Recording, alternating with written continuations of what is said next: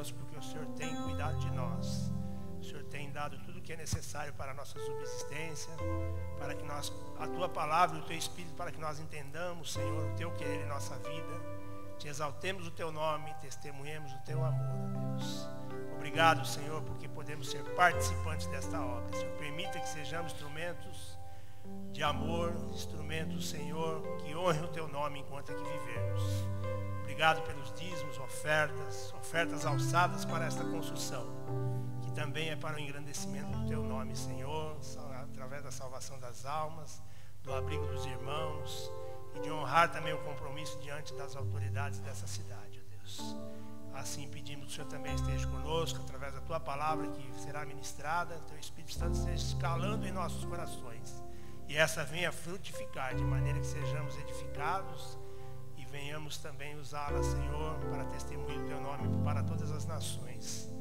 E também, Senhor, sejamos participantes de missões, porque se não podemos ir, Senhor, tem alguém que está lá, Senhor, em nosso lugar. Que sejamos apercebidos nas orações, nas ofertas, em tempo oportuno, enquanto aqui estamos. Fala conosco, Senhor, dá-nos a Tua paz, assim pedimos em favor de todos os nossos irmãos que estão espalhados no mundo também.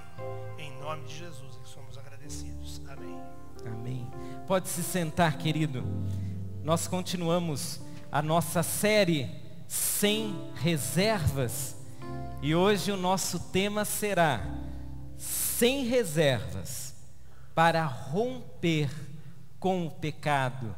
Sem reservas para romper com o pecado. A palavra pecado é uma palavra indigesta. É ruim falar em pecado. Nós não gostamos de falar em pecado. Mas a realidade, queridos, é que o pecado, ele nem sempre se apresenta feio. Ele nem sempre se apresenta perigoso.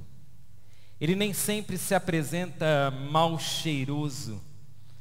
Nós não gostamos de falar em pecado, mas da realidade nós temos até dificuldade em entender o que é pecado, porque pouco falamos e como ele vem com uma aparência muito bonita, parece que nós nem mais sentimos o impacto do que significa essa palavra, e pior do que a palavra, o ato de pecar.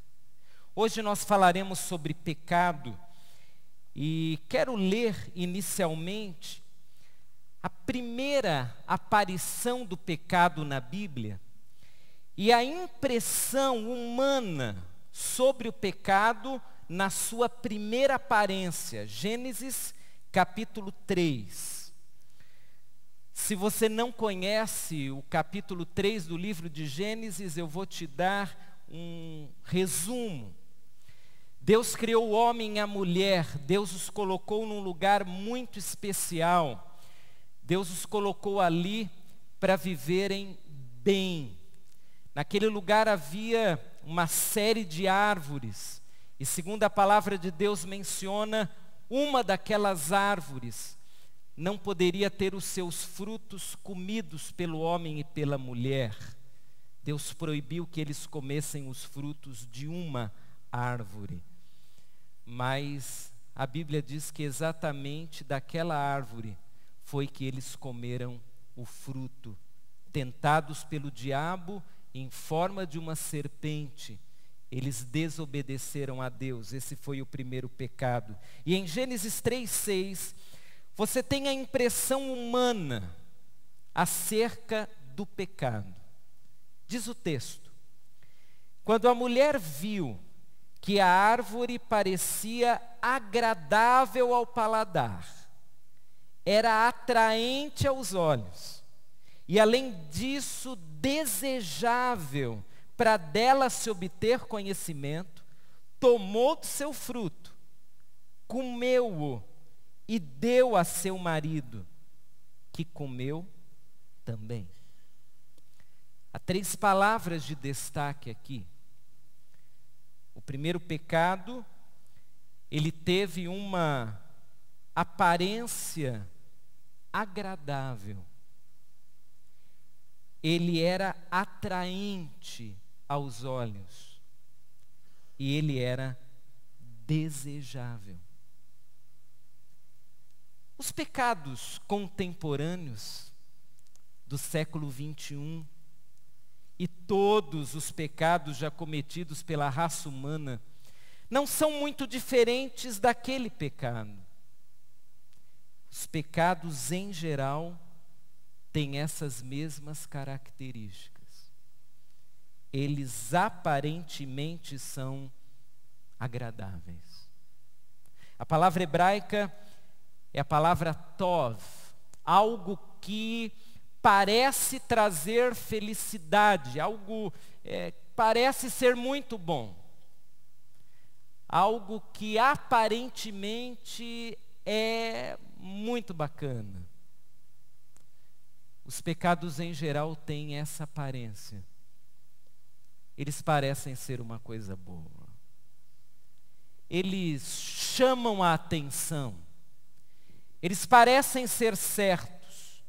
Eles parecem trazer felicidade. Os pecados também são atraentes. Aqui a tradução do hebraico chamar. Chamar significa uma coisa que eu desejo muito, que me agrada sobremaneira. Os pecados em geral são realmente atraentes. Eles causam um desejo no ser humano. O ser humano se sente tão atraído por alguns pecados que eles se tornam irresistíveis. E quantos deles, nessa atraência toda, atração toda, eles fizeram pessoas tomar atitudes das mais loucas, absurdas, mas os pecados eram de fato atraentes. O texto diz que aquele pecado também era desejável.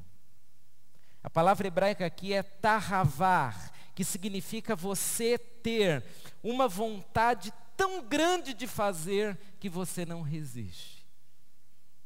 É desejável no sentido de que aquilo lhe dá uma apetite que precisa ser satisfeita. Essa palavra, ela era usada quando alguém comia além da conta. Sabe quando você está diante de um prato muito saboroso? Você come a primeira vez e como você não está em dieta, você repete. Repete 1, 2, 3 vezes, porque eu preciso comer mais, está tão gostoso, é algo tão desejável. Os pecados em geral são aparentemente agradáveis, são atraentes, são desejáveis. Penso que é por esse motivo que a impressão que nós temos é que o pecado não é algo tão ruim assim. Porque uma coisa tão atraente não deve ser ruim. Uma coisa que me encanta tanto não deve ser ruim. Uma coisa tão agradável, não é possível que essa coisa seja errada. O ser humano, ele, com o passar do tempo, foi tentando extrair do pecado a sua maldade. E foi tentando, de alguma forma, aceitar o pecado, como se ele não trouxesse tantos problemas assim. Aliás, o pecado chegou até a sair do vocabulário da nossa sociedade. E às vezes até do vocabulário da igreja. Em vez de pecado, nós preferimos outras palavras, do tipo erro, engano, equívoco. Em vez de falar que a pessoa pecou, nós falamos ela errou. Em vez de falar eu pequei, eu digo eu me enganei, eu me equivoquei. E foi até tirando a palavra pecado do vocabulário que ela com o tempo foi perdendo o seu sentido teológico. O pecado, ele começou a ser apenas um erro, apenas um equívoco, apenas um engano. E se você tirar a essência teológica do termo pecado, o pecado de fato parece ser uma coisa tão tranquila, tão comum, bobagenzinha, não tem problema. Queridos, falar em pecado é falar em sujeira. Falar em pecado não é apenas falar em erro, mas é falar em terríveis erros. O salmista Davi, quando pensou em seu pecado pessoal, ele se sentiu sujo. E talvez essa seja uma boa imagem do pecado. O pecado suja. Se sentindo sujo, Davi no Salmo 40, verso 2, disse o seguinte: que o Senhor o tirou de um lago horrível, o tirou de um charco de lodo. Davi se sentiu como que imerso na lama. Foi o sentimento que Davi teve em relação aos seus pecados. Num outro salmo, Salmo 69, nos versos 2 e 5, veja como ele descreve a sua situação diante do pecado. Eu atolei-me em um profundo lamaçal. E se nós fizéssemos uma leitura ao pé da letra, o texto diz: eu fui afundando na lama. É o que Davi escreveu acerca do seu pecado. Não há nada bonito nessas frases. Não tem nada agradável nessas frases. Não dá para extrair daqui nenhuma beleza, porque a sujeira não é bonita. Estar imerso na lama não é uma coisa bacana, não é uma coisa engraçada, não é motivo de piada para quem está lá dentro. É essa imagem bíblica do pecado, de modo que o pecado não é tratado na Bíblia como pouca coisa, como qualquer coisa, como piadinha. O pecado é uma coisa séria, irmãos. Tão séria, que segundo Davi, na sua impressão, ele não está falando de outro, ele está falando de si mesmo. Davi disse: eu me senti sujo. Eu me senti na lama. Foi o sentimento de Davi em relação ao pecado. Porém, muitas pessoas se sentem felizes no pecado. Elas riem do pecado. Elas pecam desenfreadamente. Elas não pensam em qualquer consequência sobre o pecado. O pecado para elas não é lama. O pecado para elas é uma brincadeira. É um ato qualquer. É uma bobagem. Quem não entende a gravidade do pecado, em geral, não se arrepende. Em geral, não confessa erros. Em geral, não muda de vida. É por isso que há pessoas que pecam e pecam felizes. Se nós fizéssemos uma lista de pecados, nós diríamos que algumas pessoas, mesmo tendo vários itens dessa lista, elas estão felizes, estão bem, estão tranquilas. Há pessoas que, por exemplo, estão numa vida de mentira, mas estão felizes. Há pessoas injustas, há pessoas que traem, há pessoas que são desonestas, há pessoas que estão imersas numa sujeira moral, há pessoas maledicentes, há pessoas desobedientes, há pessoas violentas, há pessoas falsas, há pessoas perversas, há pessoas com vocabulário sujo, há pessoas que acusam outras, há pessoas que levam à morte outras pessoas, há pessoas que enganam, há pessoas que destroem emocionalmente os outros e estão felizes. Afinal de contas, é só um erro, é só um engano, é só um comportamento não tão apropriado. Essas coisas não deveriam ser tratadas com sorriso, nem com brincadeira. Elas deveriam ser tratadas com seriedade. Porque assim a Bíblia trata o pecado? Seriedade. Vamos entender qual é o conceito de pecado na Bíblia, para que nós consigamos captar a gravidade do pecado. O termo pecado, ele aparece algumas vezes na Bíblia, cerca de 20 vezes. Na sua maioria no Novo Testamento. 8 vezes você tem claramente o termo pecado no Antigo Testamento e por mais 12 vezes no Novo Testamento. Mas além da palavra pecado, você tem o conceito de pecado, que aparece muitas outras vezes. Se nós pegarmos essas 20 principais palavras que são traduzidas por pecado e tentarmos compreendê-las, o que elas significam, nós teríamos 3 grandes ideias sobre o pecado. São ideias estudadas por vários pesquisadores, entre eles Charles Reedy, na sua obra Teologia Básica. Ele pega essas palavras e tenta entendê-las. Primeiramente, o conceito de pecado na Bíblia significa errar o alvo. Você possivelmente já deve ter ouvido esse significado da palavra pecado. Errar o alvo é tradução da palavra hebraica shatar, ou do grego hamartia. Só para você ter uma ideia, apenas no Antigo Testamento essa palavra aparece, shatar, 522 vezes.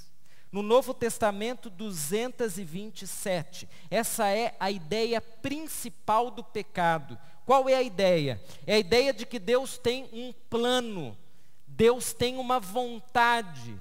Ele revelou essa vontade através da sua palavra. Então, quando eu desobedeço a Deus, eu erro o alvo. O alvo é aquele, é o que Deus deixou na sua palavra. Essa é a primeira ideia da palavra pecado, errar o alvo. O alvo é aquele, é a palavra de Deus. Quando eu desobedeço a palavra de Deus, eu erro o alvo. Esse é o sentido negativo, mas há um sentido positivo, não que seja bom, positivo. Qual é o sentido positivo? Que eu deixo de atingir aquele alvo, mas eu atinjo o outro, o alvo errado. Não é só passividade, eu deixei de fazer a vontade de Deus. Existe uma ação contrária. E ação contrária significa que eu não fiz o que Deus quer, mas eu fiz aquilo que Deus muitas vezes odeia. Esse é o problema. Eu deixei de fazer o que Deus quer e eu fiz algo que se opõe a Deus. O pecado, irmãos, não aparece apenas no sentido passivo, de eu deixar de fazer alguma coisa, mas sim no sentido de eu substituir aquele alvo por um outro alvo.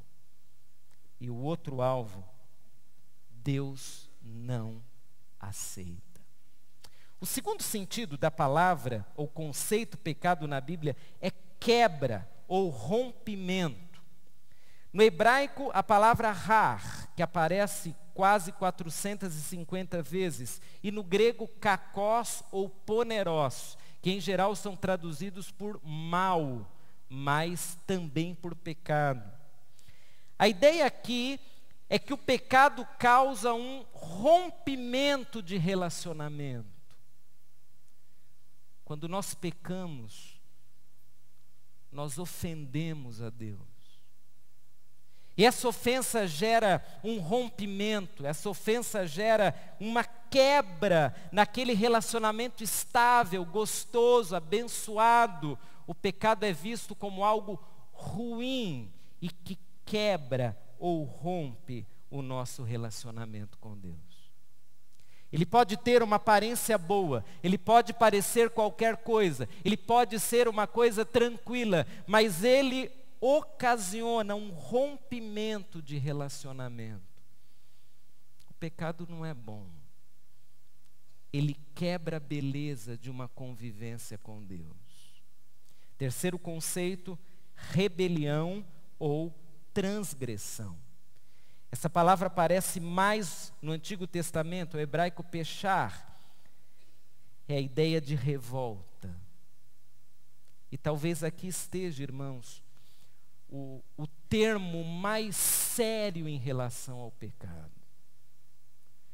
Porque o problema é que quando uma pessoa peca, se ela não tem noção do que é o pecado, ela acha que Deus não se ofendeu. Ela acha que não tem problema.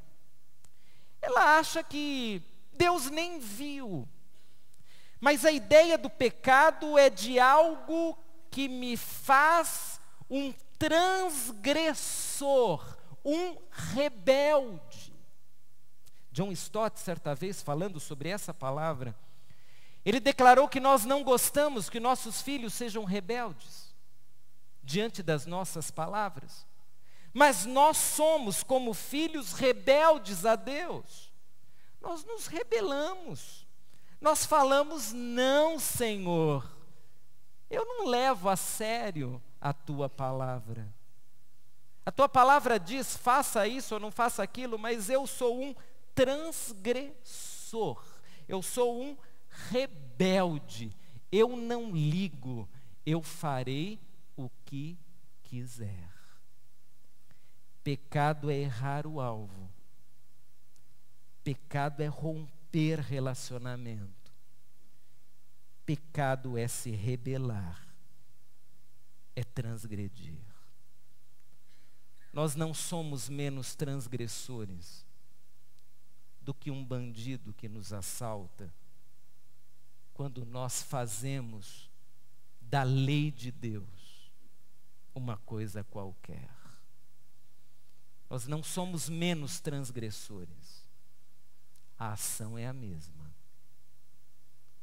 O pecado, portanto, não é uma coisa boa.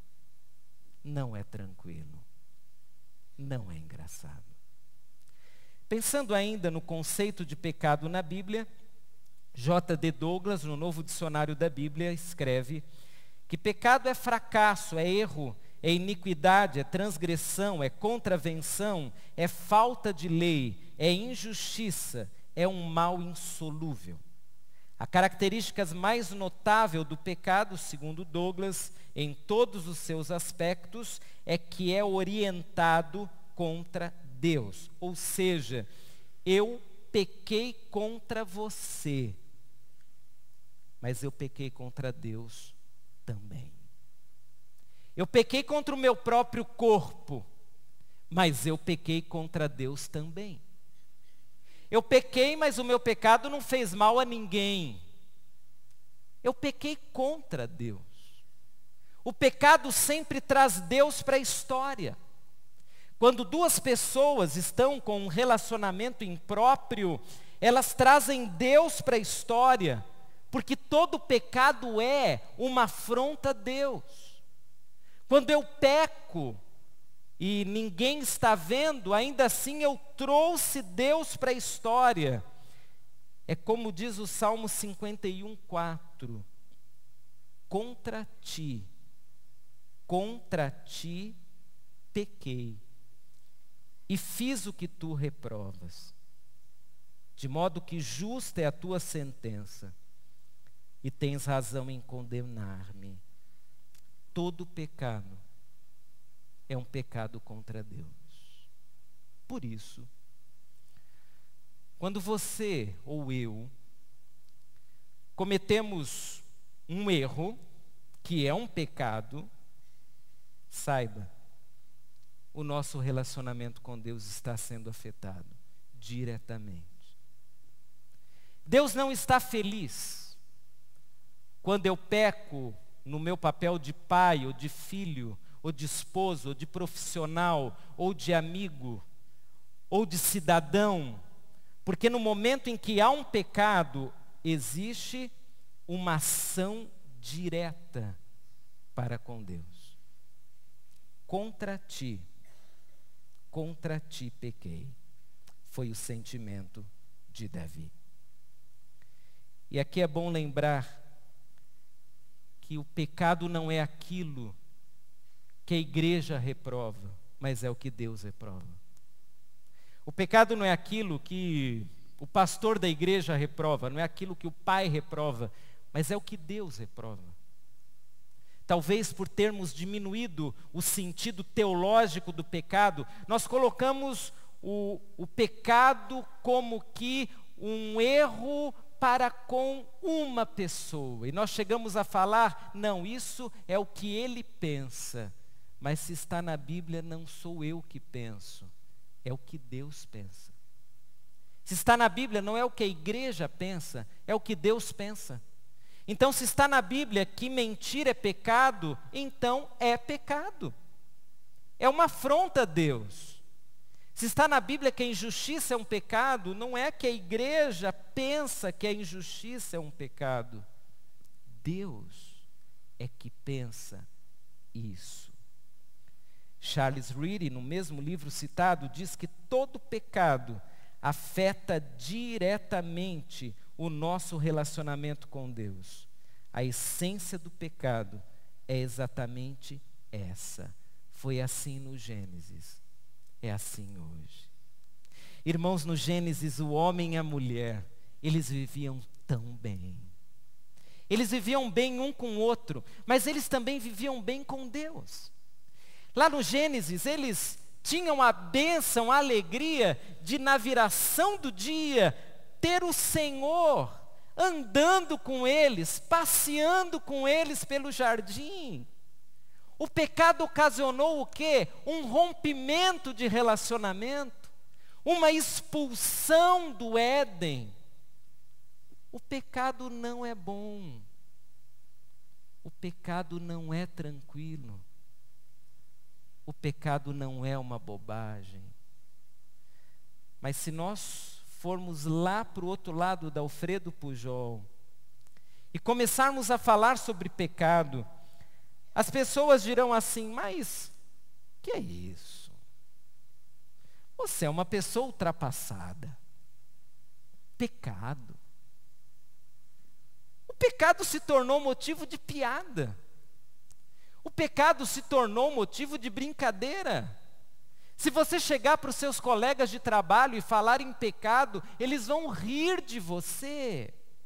Aliás, o homem, nesse tempo pós-moderno, ele criou alguns pecados e gosta de alguns pecados. David Smith, um pesquisador, é um sociólogo da religião, ele diz que hoje há 4 tipos de pecado. Primeiro são os pecados chamados sociais, ou os pecados socialmente aceitáveis. É como a mentirinha necessária, sabe como é? Não, isso não é pecado, eu tenho que, para vender esse negócio, eu tenho que falar que é bom. Ainda que eu mesmo não vá comprar de jeito nenhum, porque eu sei que não é, mas eu preciso vender. É um pecado aceitável, é um pecado social. Além dos pecados sociais, ele diz que há os pecados aceitáveis, normais, rotina. O guarda para e o brasileiro oferece um café. Rotina. Será que Deus vai se importar com isso? Imagine. Todo mundo faz. Brigar no trânsito, falar mal do outro, todo mundo faz. Isso já é aceitável.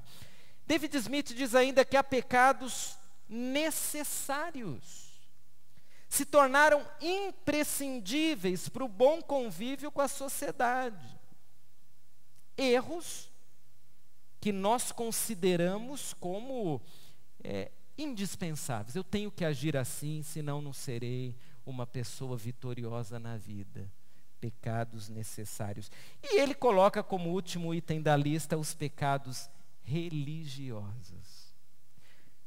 Irmãos, tem tanta coisa que nós vestimos com uma capa de religiosidade e nós passamos a aceitar tranquilamente.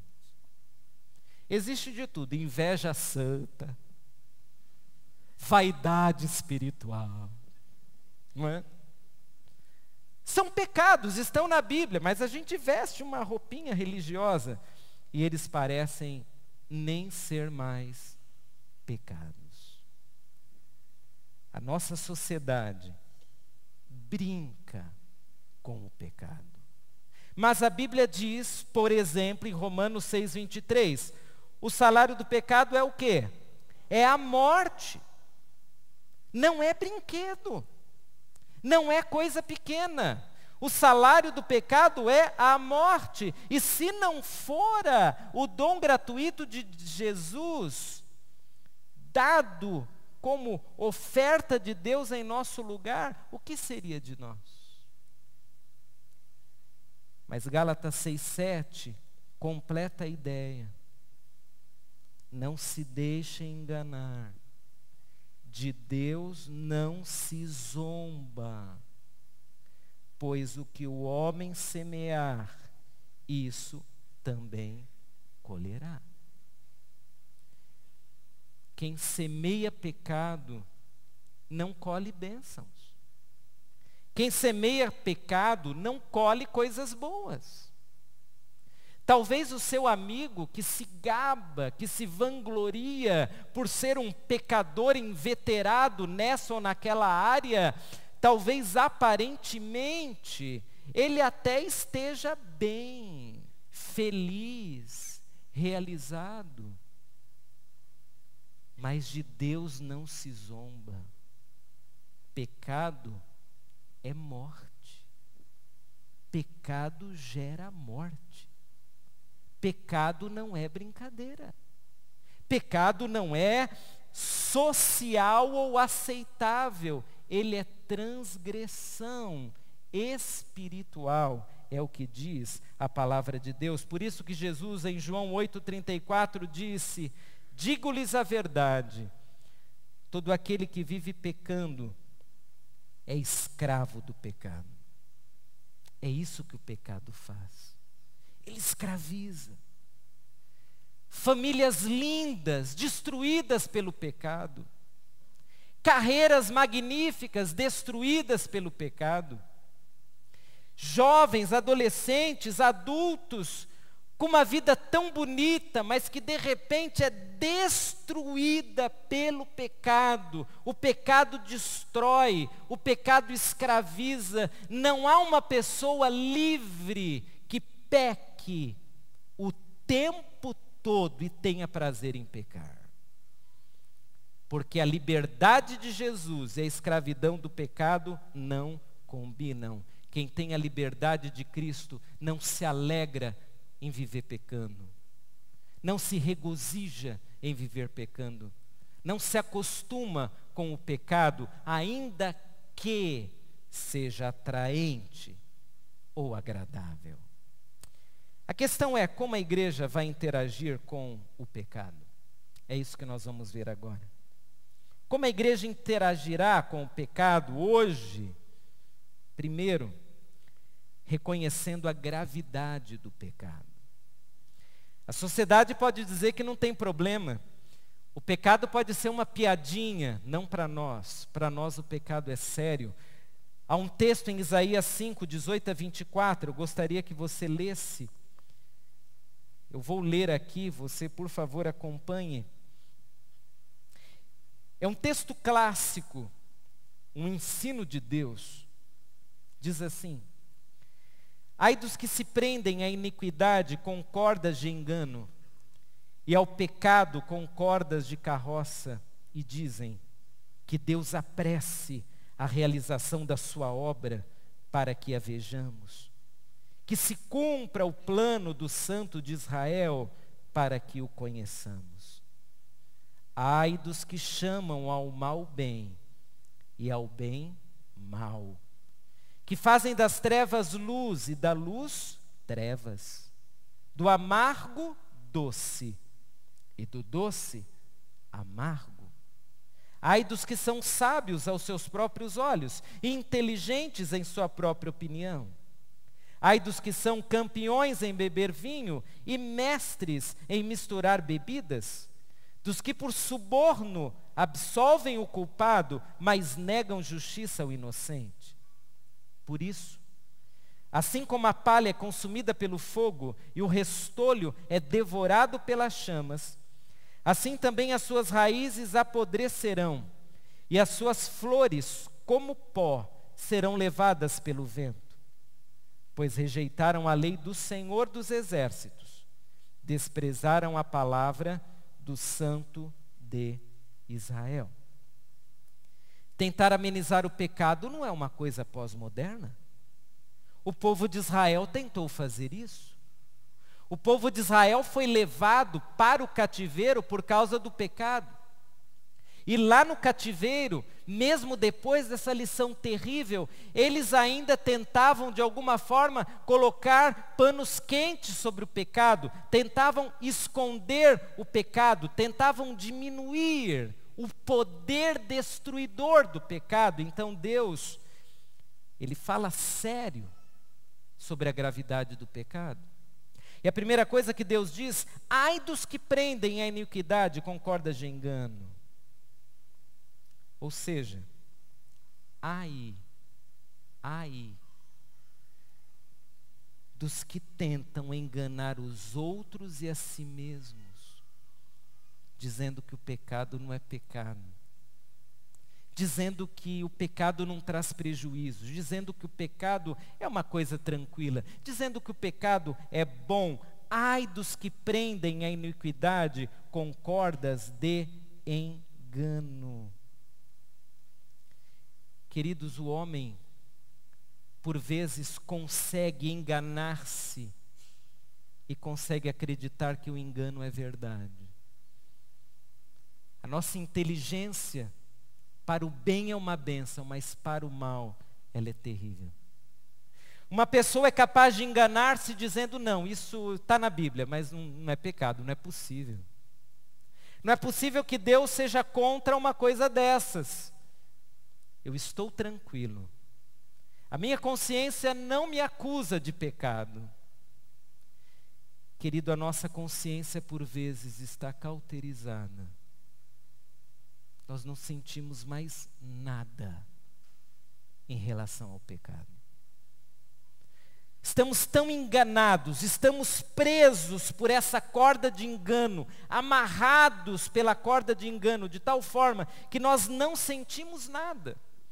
Para nós está tudo bem, para nós não tem problema, estamos acostumados com isso. Não é porque a sua consciência está cauterizada que o pecado deixou de ser pecado, ele continua sendo. Logo em seguida, Deus diz: ai dos que chamam ao mal bem e ao bem mal, que fazem das trevas luz e da luz trevas, do amargo doce e do doce amargo. Existe uma artimanha maligna, mas altamente aceitável pela sociedade. É a artimanha de dizer: não, fique tranquilo, isso não é tão ruim assim. Agora não é a pessoa que está se amarrando, somos nós que a estamos amarrando. Somos nós que falamos para um filho: filho, tudo bem, isso não está errado, mas nós sabemos que está. Mas as pessoas próximas de nós temos tanta dificuldade em dizer que elas estão em erro. Nós temos tanta dificuldade em dizer isso afronta Deus. Nós temos dificuldade em repreender nossos amigos. Aliás, por vezes nós acabamos incentivando nossos amigos ao erro quando simplesmente nos calamos. Quando simplesmente rimos da piada que eles fazem, do pecado que cometem. O bom amigo não é aquele que diz, isso não tem problema. Mas aquele que diz, isso é errado, isso é um pecado, isso não vai para frente. Corrija-se. Não aceite isso.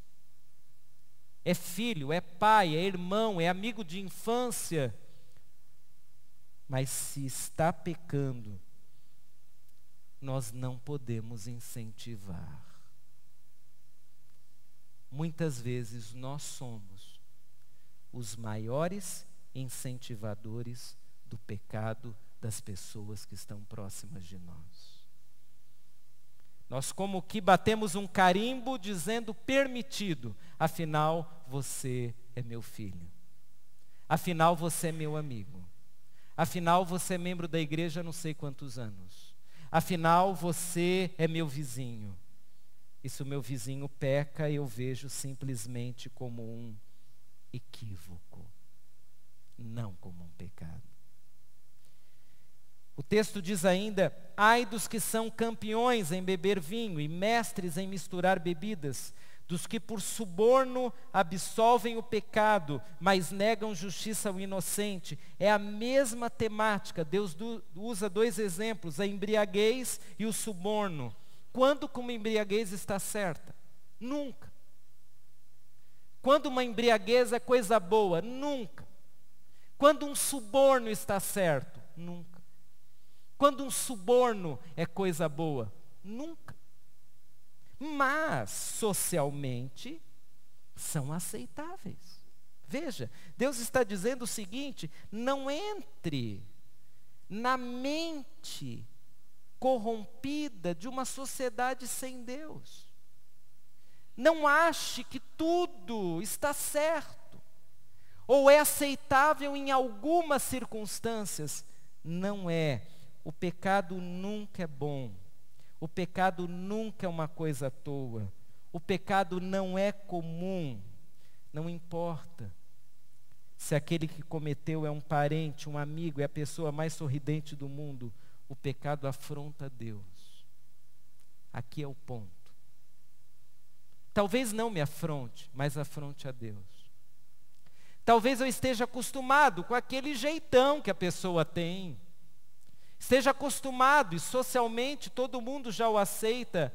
Mas a questão não sou eu aceitar, é Deus. Porque o pecado é contra Deus. É uma afronta a Deus.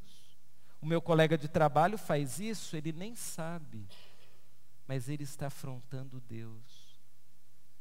O meu amigo, ele não se importa, mas ele está afrontando Deus. E eu preciso, de alguma forma, ter sabedoria dos céus para livrá-lo dessa vida que vai conduzi-lo à morte.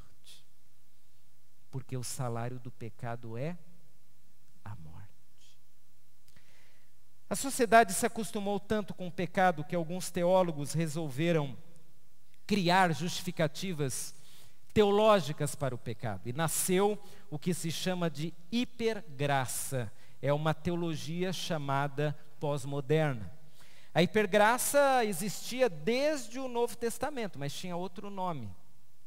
O apóstolo Paulo se debateu já, em sua época, lá nos Colossenses e em Gálatas, com alguns irmãos que diziam que o pecado não é tão ruim assim e que a graça de Deus é o que deve ser levado em conta. Naquela época se chamava antinomianismo. Anti, sem, e nomos, lei, sem lei. Isso virou hipergraça. Joseph Matera é um dos teólogos que estuda a hipergraça, e ele coloca as principais características da hipergraça. Veja se você conhece alguém que adote isso. Principais características da hipergraça. Primeiro, não há pregação contra o pecado. Segundo, não há disciplina diante do pecado. Terceiro, não há apelos à santidade. Quarto, líderes em pecado continuam atuando normalmente. Quinto, não há confronto diante do pecado. 6, pessoas vivendo em pecado continuam tendo os mesmos privilégios em relação a cargos, convivência e outros. A pessoa, quando peca, não se sente sequer incomodada para pedir perdão e assumir o seu erro. A igreja confunde a aceitação do pecador com a aceitação do pecado. Os pecados são considerados erros ou equívocos e não há uma teologia correta para o entendimento das consequências do pecado. Isso é a hipergraça. E a hipergraça, ela está aparecendo em todas as igrejas, sem exceção. Nós não falamos mais em pecado. Nós não pregamos mais contra o pecado. O pecado se tornou aceitável. Em alguns momentos, bem-vindo. E a grande confusão da hipergraça é saber que o pecador, ele sempre é bem-vindo. O pecador sempre terá um braço acolhedor na igreja de Jesus. O pecado não. Venha como está, é a mensagem, mas não fique como está. Venha como está. Venha com toda a sua vida do jeito como ela está. Mas não fique assim. Não é isso que Deus quer para você. Venha, mas mude de vida. Venha, mas abandone seus pecados. Como a igreja interage com o pecado, além de mostrar a gravidade do pecado? Segundo, a igreja promove o arrependimento, a confissão e o abandono do pecado. 1 João 1,9 diz: se confessarmos os nossos pecados, Ele, o Senhor, é fiel e justo para perdoar os nossos pecados e nos purificar de toda a injustiça. Nesse tempo a igreja diz que é necessário o arrependimento, a confissão, o abandono do pecado. Confessar é a tradução do grego homologel, de onde veio a palavra em português homologar. Confessar é dizer: eu pequei mesmo. Eu estou em pecado, eu errei. Eu afrontei Deus. É reconhecer, por mais duro que seja. E a confissão sempre, ela é dupla. Porque se eu ofendi alguém, eu preciso me confessar a esse alguém e me confessar a Deus também. Homologel é admitir. É melhor admitir os erros do que se enganar dizendo que eles não existem. É melhor confessar diante de Deus os pecados do que dizer que não são pecados. O pecado precisa ser confessado. Por mais duro que seja, por terrível que seja às vezes, por sofrido que seja, por mais terrível que seja o momento em que alguém diz: eu pequei. Mas a Bíblia diz que se confessarmos, Ele é fiel e justo. Se confessarmos. A mesma Bíblia dirá que além da confissão, é necessário que haja o arrependimento. São coisas juntas. Quando alguém confessa, em geral está arrependido, mas nem sempre. Existe a pessoa que confessa: eu estou em pecado, mas amanhã ela pecará de novo, a mesma coisa, e depois de amanhã, porque não está arrependida, porque acha prazer no pecado, porque acha engraçado, porque acha que as pessoas precisam daquele pecado de alguma forma. Provérbios 28:13 diz: quem esconde os seus pecados não prospera, mas quem os confessa e os abandona, esse encontrará misericórdia. Confessar, arrepender-se, abandonar. Em vez de fazer isso, o que muitas vezes nós temos a tentação de fazer? Encobrir o pecado, esconder o pecado. O verbo esconder aqui é a tradução de cacar. Cacar é você vestir uma roupa por cima. Então o texto bíblico está dizendo o seguinte: não adianta você estar na lama por causa do pecado, aí você veste uma roupinha bonita por cima. Branquinha, é a roupa de domingo. A pessoa está em pecado, está fazendo uma série de atos em rebeldia à palavra de Deus, mas no domingo veste uma roupa branquinha, bonitinha, gravatinha, não sei, gravatinha não, que a gente não usa mais. Veste uma roupa, mas a Bíblia diz o quê? Quem faz isso não prospera.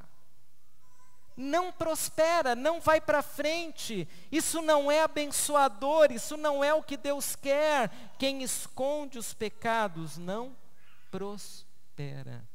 Tire a roupa limpa de cima do corpo sujo e lave-se no sangue do Cordeiro Jesus.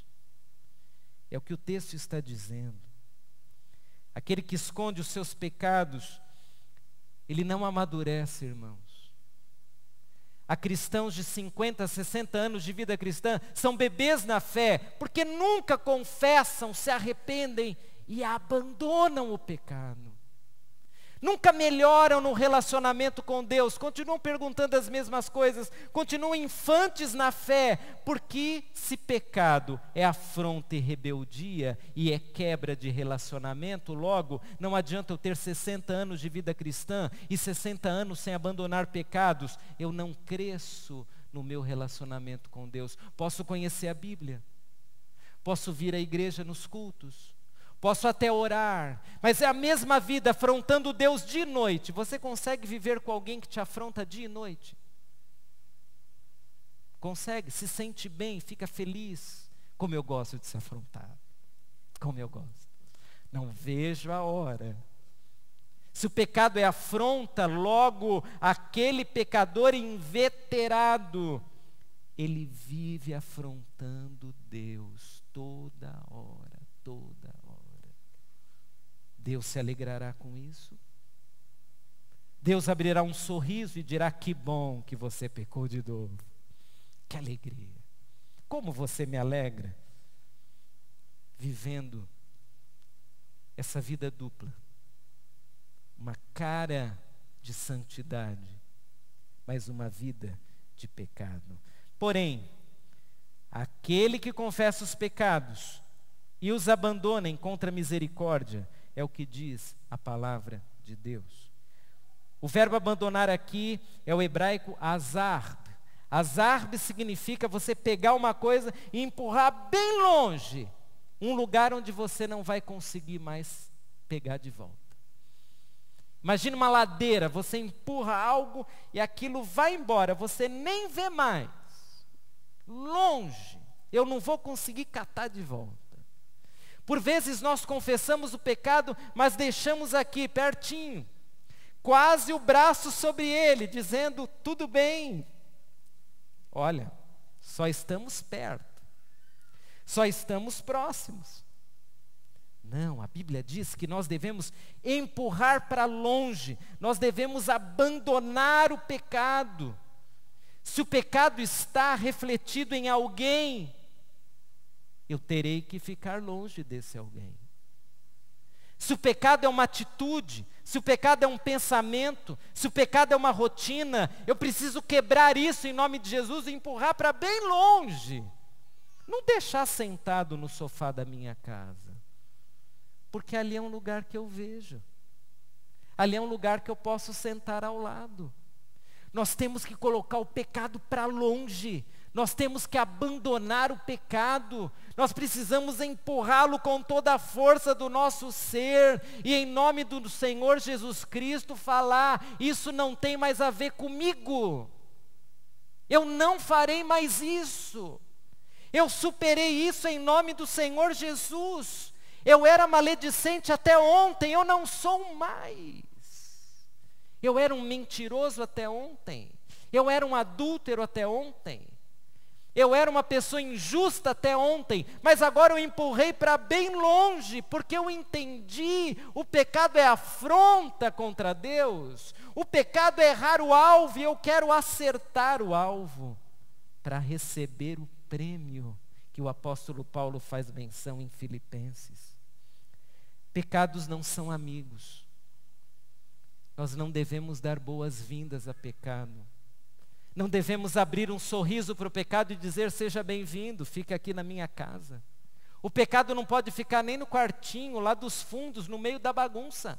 O pecado tem que ser jogado para fora das dependências do nosso ser. Porque somos tentados toda hora. E se esse pecado já foi confessado e reconhecido, então, em nome de Jesus, que eu não peque de novo da mesma forma. Que eu o abandone e o jogue para longe de mim. Existe algum pecado que você ainda não rompeu, não abandonou, não confessou, não empurrou para longe? Existe algum? Porque se existe, você pode livrar-se desse pecado em nome de Jesus. Você pode, se você quiser. Se você quiser, você pode confessar o pecado, arrepender-se e abandoná-lo. Você pode, se você quiser. Sim, você pode. Você pode por um motivo. Porque o sangue derramado por Jesus não é brincadeira. Aquele sangue não é uma fábula, não é história da carochinha. Há poder no sangue de Jesus. Há poder para perdoar pecados, mas para me fazer abandoná-los de uma vez por todas. Há poder para eu ser literalmente regenerado, eu nascer de novo. Eu não quero ser um colecionador de pecados, como certa vez o grande pregador Spurgeon disse. Spurgeon disse que há pessoas que têm como que troféus de pecado. Ah, aquele pecado, eu me sinto tão vaidoso por ser uma pessoa assim. Eu me sinto tão vaidoso por ter essa marca na minha vida. Longe de nós, vaidade de sermos piores, ruins, maus, ou colecionarmos esse ou outro pecado. Que em nós haja, não a vaidade, mas a alegria de dizer: eu sou um novo homem e uma nova mulher em Cristo Jesus. Como é uma bênção quando uma família se une e diz: nessa casa, esse pecado não vai acontecer mais. Por quê? Porque nós decidimos que vamos viver de uma vida agradável ao nosso Deus.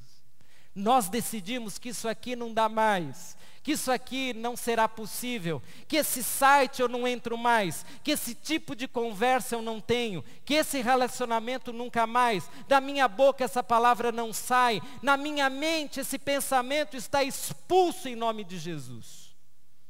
Isso é abandono. Isso é empurrar para longe. Termino com a citação de Charles Swindoll, que escreveu: o cristão mais corajoso que existe é aquele que encara o pecado com seriedade, o confessa, assumindo todos os riscos possíveis, e resolutamente o abandona, dando prova real de que almeja agradar o seu Deus. É isso que você quer? Porque se é, eu vejo um futuro maravilhoso para você em nome de Jesus. E eu vejo um futuro maravilhoso para a igreja em nome de Jesus. Mas se não é, o futuro que eu vejo para você não é bom. Abandone, confesse e alegre o seu Deus. Vamos orar. E nós aproveitaremos essa canção para orar.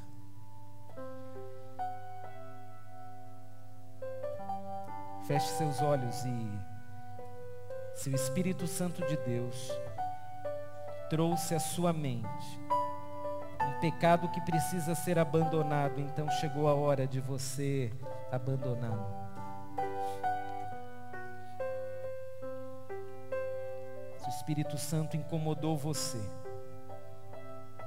isso é um bom sinal. É sinal de mudanças que virão. Se você quiser transformar essa canção em sua oração, cante conosco, se não, apenas ore enquanto nós cantaremos.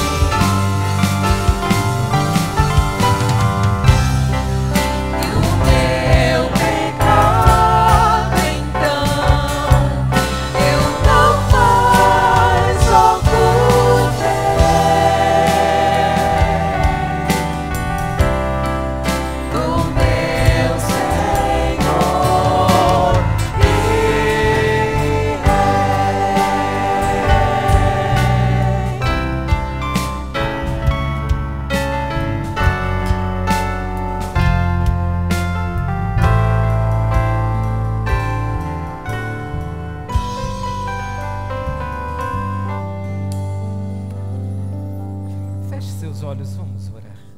Senhor nosso Deus, Tu nos sondas e nos conheces. O Senhor sabe de tudo. Sem que haja uma palavra na nossa boca, o Senhor já sabe. O Senhor sonda o nosso interior. O Senhor sabe quais são as nossas áreas de vulnerabilidade. O Senhor sabe quais são aqueles costumes que ainda não foram transformados pelo poder de Jesus. Costumes que ainda abrigamos com carinho em nosso ser, mas costumes que são pecaminosos e que têm atrapalhado o nosso relacionamento contigo. Pai, nessa hora nós pedimos-te ajuda, socorro. Nós pedimos que o poder do sangue de Jesus atue em nós e que esse poder lave totalmente o nosso interior. Que o sangue de Jesus, que tem poder para salvar, para libertar, para transformar e também para perdoar, que esse sangue tenha espaço em nós a cada dia. E que nós, ó Deus, não durmamos uma noite sequer sem termos confessado e abandonado os nossos pecados. Limpa-nos, Pai. Purifica-nos. Nós queremos te agradar mais. Nós queremos te honrar muito mais. Nós queremos alegrar o teu coração. E para isso, nós precisamos do teu perdão e do teu poder em nós. Abençoe, Pai, essa igreja. E que aqui, Pai, nunca o pecado seja valorizado, seja aceito com sorriso. Que aqui nós compreendamos a sua gravidade e que em nome de Jesus ajudemos uns aos outros a abandonar os pecados e a vivermos em santidade na tua presença. É a nossa oração no nome de Jesus. Amém. Amém. Deus abençoe sua vida. Querido, nós iniciamos esse culto chamando cadê o nome dele? O Lucas, mas ele ainda não havia chegado, agora ele já chegou, né? Então nós vamos encerrar o culto com o Lucas, a Michele, o João, e se algum outro familiar também quiser vir, pode vir. Enquanto esse pessoalzinho muito querido está chegando aqui para a gente conhecer o Lucas, quero te lembrar que agora, no final do mês, nós temos 2 ações na igreja. Podem subir aqui, queridos. Amanhã teremos um seminário promovido pela Willow. É o seminário do Ministério Espiritualidade Emocionalmente Saudável. Então vamos ter trabalho amanhã o dia inteiro. E no próximo sábado, formatura da Faculdade Teológica. Você está convidado, se quiser participar também. Ore pelo pastor Fernando, ele ainda está lá em Curitiba, terminando o encontro de mestrado. Vamos orar para que Deus o abençoe nos estudos. E hoje à noite nós temos um culto cantado, vai ser uma bênção. Eu espero que você venha para a gente louvar o nome do Senhor. Vamos ficar em pé e nós vamos cantar o hino de apresentação. Depois o João vai orar, dedicando seu filho ao Senhor, e depois eu orarei pela família. Vamos cantar. Jesus recebeu e abençoou as crianças.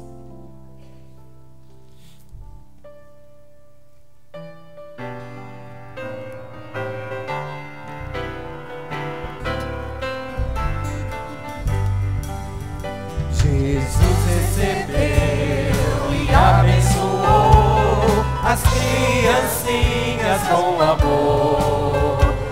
Nos braços tocou e abençoou as criancinhas com amor. Os meninos, as meninas são levados a Jesus. Pequeninos tão felizes, abençoados por Jesus.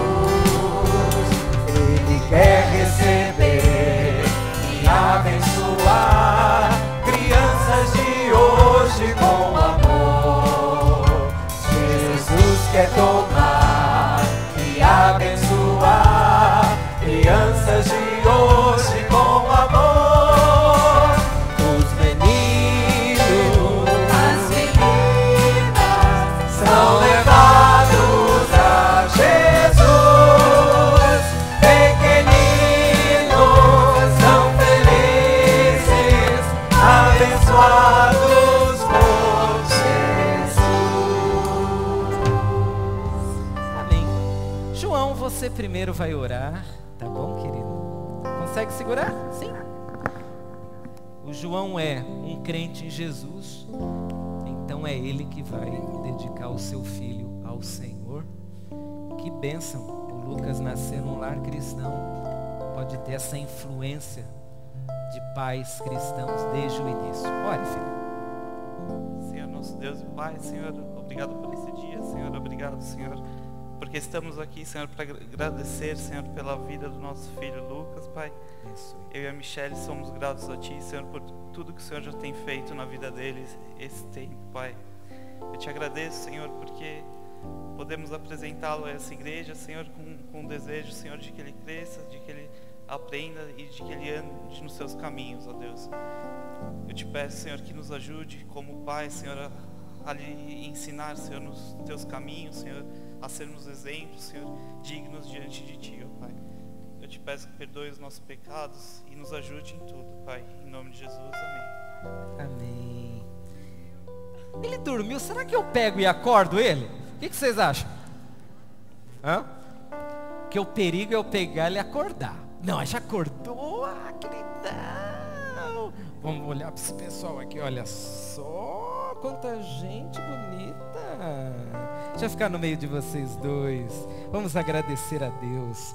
Senhor, eu peço em nome de Jesus que o Senhor abençoe muito o João, a Michele como pais, e abençoe muito o Lucas, que veio trazer ainda mais alegria para essa família. Pai, eu peço que o Senhor cuide de todas as necessidades do Lucas, que não lhe falte nem a provisão material, nem emocional, mas muito menos que não falte, Pai, a provisão espiritual. Ajude o João e a Michele a educar esse menino nos teus caminhos. Ajude-os, ó Deus, a amá-lo na qualidade do amor de Cristo Jesus. E eu peço que quando esse menino começar a tomar as suas decisões, que ele decida ser um crente em Cristo Jesus. Abençoe muito toda essa família. E em nome de Cristo Jesus, nós pedimos que o Senhor abençoe e guarde o Lucas. Que o Senhor faça resplandecer o seu rosto sobre ele e tenha misericórdia dele. E que o Senhor sobre ele levante o seu rosto e dê a paz. É o que como igreja pedimos no nome de Jesus. Amém. Amém. A vocês um domingo muito abençoado. Que Deus abençoe todo mundo. E antes de ir embora, dê um abraço em quem está aí perto. Que Deus abençoe a vida de vocês.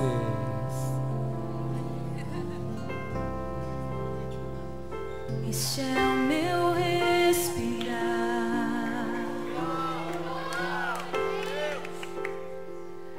Este é o meu